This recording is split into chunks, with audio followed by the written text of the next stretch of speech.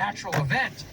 I am 70-30 or 60-40 that this was, an accidental release. And the other guy stated in an email, you were doing gain-of-function research, you would not use an existing clone of SARS or MERS, that other virus, you remember, Middle Eastern Respiratory Syndrome.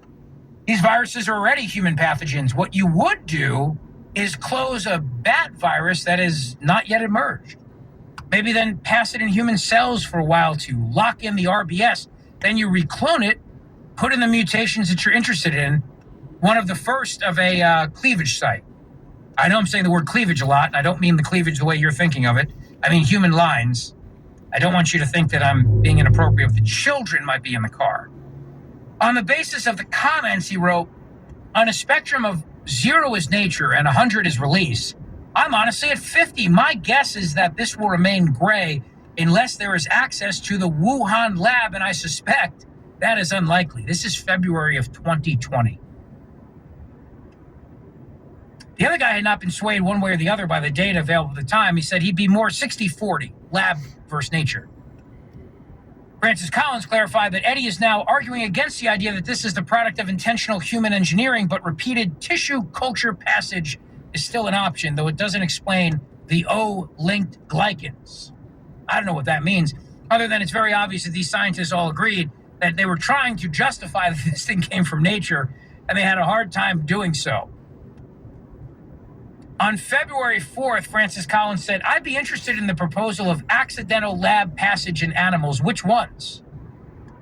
U.S. Right to Know reported that Fauci's concerned reply, question mark, serial passage in ACE2 transgenic mice, referenced the possibility that the virus could have acquired its furin cleavage site through serial passage in mice engineered with human airway cells.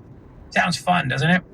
I tell you, as I think about keeping the mice out of my shed for the winter, I certainly think mice engineered with human airway cells would be a hoot.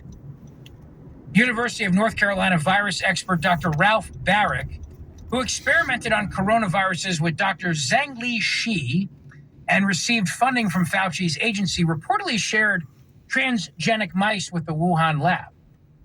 So they were making Frankenstein out of the mice.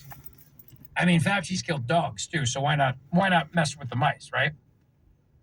Fauci could have let himself believe that such reckless experimentation would be done in Wuhan, writing, surely that wouldn't be done in a BSL-2 lab, right? A low biosafety lab like that.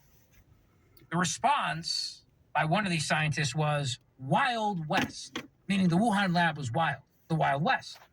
No controls, not safe, very dangerous. You would never want to do this kind of research there.